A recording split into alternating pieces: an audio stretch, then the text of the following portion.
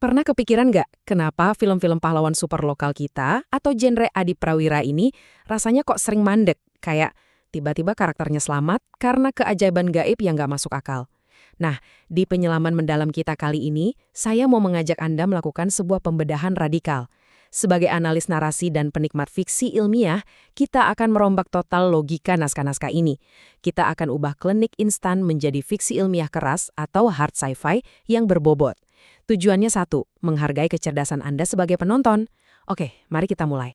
Pegang tesis ini baik-baik ya. Mistisisme instan itu adalah gejala penulisan naskah yang malas. Kenapa saya bilang begitu?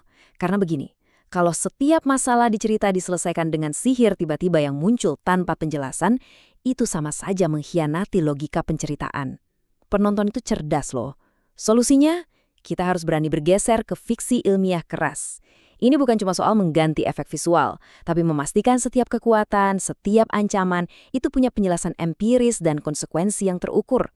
Untuk memandu diskusi berat kita hari ini, kita punya agenda yang jelas. Kita akan mulai dari prolog tentang kemandekan logika, masuk ke 3 pilar utama yaitu dekonstruksi sains, anatomi konflik, dan struktur lini massa.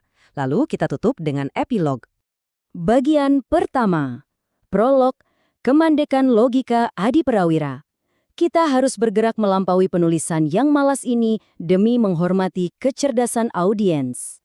Masuk ke pilar pertama, dekonstruksi narasi. Di sini kita akan membenturkan konsep dewa mistis dengan fiksi ilmiah keras dan eksplorasi medis arkeologis.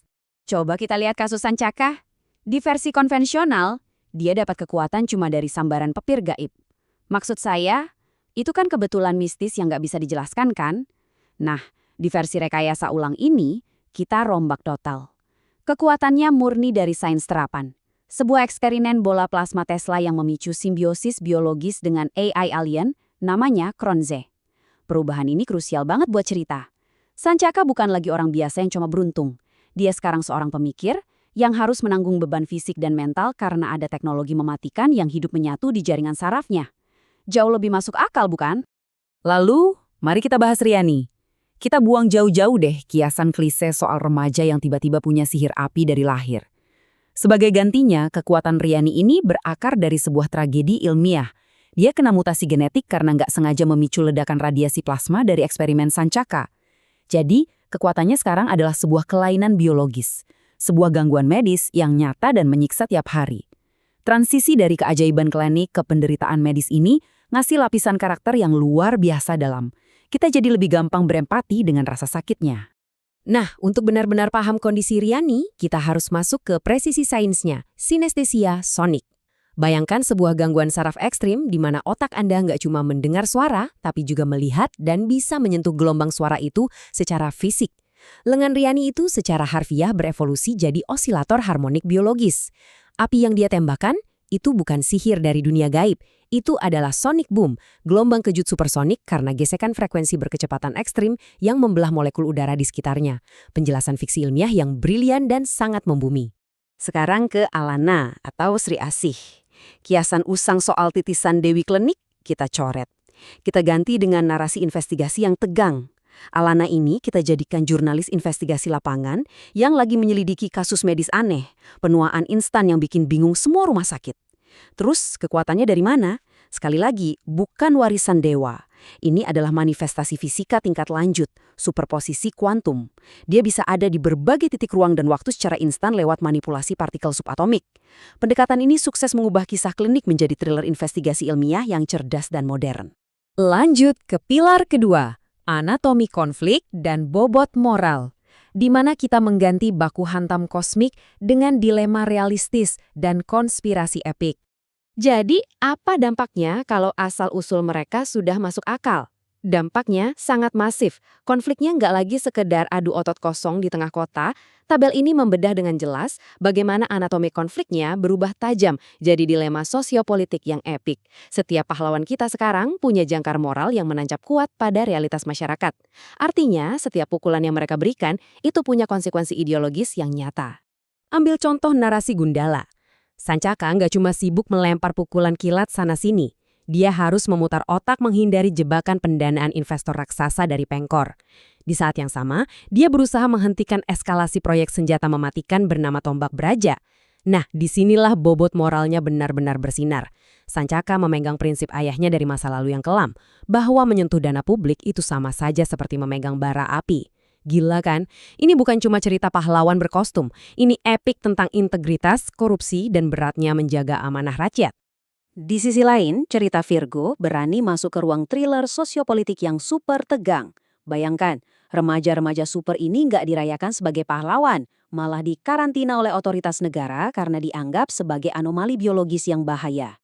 Belum kelar urusan tekanan pemerintah, mereka diburu Karmin, sebuah ancaman taktis alien yang bisa membajak pikiran massa pakai telepati. Tujuannya mencuri AI Crons. Ini konspirasi tingkat tinggi yang bikin penonton nahan napas, jauh melampaui sekedar drama cinta anak SMA. Dan coba perhatikan ini, bahkan elemen pusaka yang tadinya berbau mistis pun kita rasionalisasi tuntas. Kendi kurung sukma di kisah Sri Asih itu bukan periuk tanah liat buat nyimpen mantra dukun, sama sekali bukan. Itu adalah teknologi karantina super kuno tingkat lanjut. Fungsinya spesifik dan mengerikan, buat mengurung kala sungsang, sebuah entitas parasit penghisap energi kehidupan manusia. Ini bukti nyata bagaimana mitologi Nusantara bisa diterjemahkan secara brilian lewat kacamata fiksi ilmiah arkeologi, merubahnya jadi ancaman yang nalar. Fakta soal parasit kuno ini yang akhirnya memicu insting jurnalistik Alana. Dia mengejar kebenaran di balik fenomena anomali penuaan instan tadi yang ternyata membawanya berhadapan langsung dengan Dasa Arga, inang kuno dari parasit mematikan itu yang kini bangkit lagi. Taruhannya di sini level global. Cegah sang inang meretas teknologi karantina itu atau kita semua menghadapi kiamat biologis di mana energi kehidupan umat manusia disedot habis. Pertaruhan yang sangat nyata ini memaksa Alana buat bertarung habis-habisan. Oke, sekarang pilar ketiga, struktur jagat sinema. Kita akan membedah lini masa yang sebenarnya dan keterikatan narasi yang logis. Sebuah jagat sinema yang solid itu wajib punya efek domino yang kausal dan terukur. Gak ada tuh yang namanya kebetulan. Coba lihat bagaimana sains mengikat cerita ini secara organik. Eksperimen plasma Sancaka secara langsung menyebabkan kecelakaan radiasi yang memutasi Riani. Lalu, lonjakan radiasi ledakan Riani itu bertindak layaknya suar kosmik yang akhirnya memanggil meteor Carmine datang ke bumi dengan satu misi, memburu AI Crons. Sempurna banget kan? Satu kejadian memicu bencana berikutnya tanpa sedikit pun elemen plot yang maksa. Tapi sebagai analis narasi, kita juga harus sadar kapan cerita itu nggak boleh dipaksa bersinggungan. Narasi investigasi arkeologi empiris milik Alana ini punya otonomi mutlak loh. Kalau kita paksakan kisah Sri Asih masuk ke kerumitan lini masa AI dan fisika plasmanya Sancaka dan Riani, itu malah bakal merusak integritas genrenya. Kisah Alana itu fokus pada pemecahan misteri kuno dan entitas parasit. Jadi biarkan cerita ini berdiri sendiri secara terhormat demi memaksimalkan ketegangan thrillernya. Kita sampai pada bagian terakhir, epilog, otak, moral, dan jiwa. Kemenangan substansi atas aksi kosong. Pelajaran paling berharga dari seluruh pembedahan radikal kita hari ini adalah satu hal pokok. Audiens modern itu selalu mencari otak, moral, dan jiwa di dalam sebuah cerita. Aksi baku hantam kosmik yang bombastis dan penuh CGI mahal itu bakal selalu terasa hampa dan gampang dilupakan. Kalau dia nggak punya fondasi substansi naskah yang kokoh di belakangnya. Sekali lagi, substansi cerita harus dan akan selalu mendahului sekedar tontonan visual. Kekuatan genre pahlawan super kita ke depan harus bertumpu pada pilar-pilar ini. Kita butuh fondasi sains keras yang rasional dan bisa dipertanggungjawabkan. Kita butuh karakter dengan integritas mendalam yang diuji lewat dilema sosiopolitik nyata. Dan kita butuh komitmen mutlak pada logika lini masa yang presisi. Udah saatnya kita sama-sama mengakhiri era penulisan naskah yang malas dan beralih ke pembangunan dunia yang berbasis riset cermat. Sebagai penutup penyelaman mendalam kita, saya mau meninggalkan Anda dengan satu pertanyaan konseptual untuk direnungkan. Akankah industri narasi kebanggaan kita ini terus menyuapi penonton dengan mistisisme instan yang malas?